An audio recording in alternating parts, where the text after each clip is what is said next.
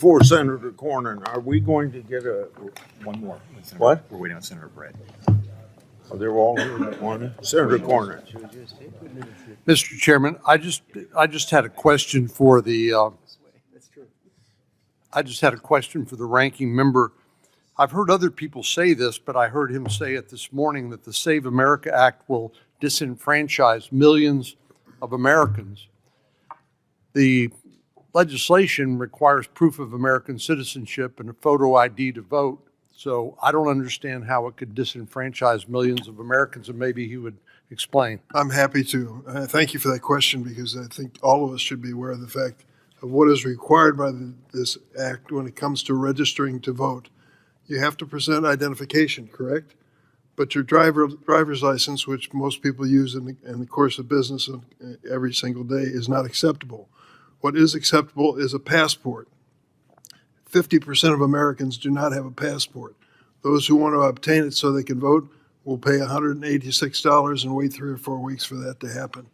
Secondly, you can use a birth certificate, but then a person who has changed their name as a result of a marriage or a hyphenated relationship has to find not only their birth certificate, but some correction of it to prove that they're eligible to register to vote.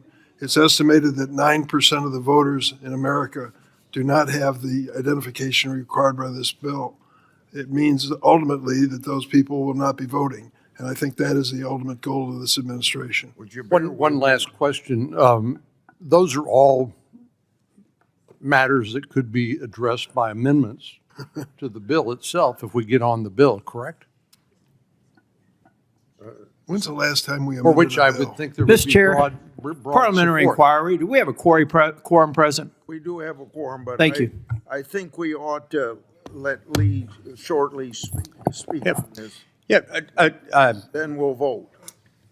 I'm happy to report to my dear friend and colleague, Senator Durbin from Illinois.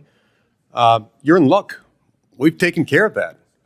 When you read the bill, what you'll discover is that we've made special accommodation for those who don't have documentation, for those who can't find their birth certificate, maybe their house burned down, maybe their dog ate it, whatever it is.